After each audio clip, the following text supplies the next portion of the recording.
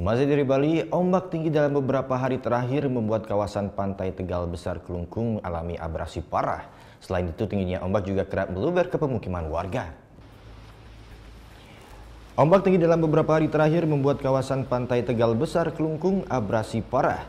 Selain itu, tingginya ombak juga kerap membuat air meluber ke pemukiman warga.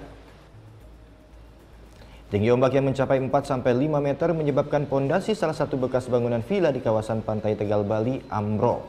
Tingginya ombak juga kerap membuat air meluber ke pemukiman warga. Warga pun mengaku was-was akibat abrasi ini.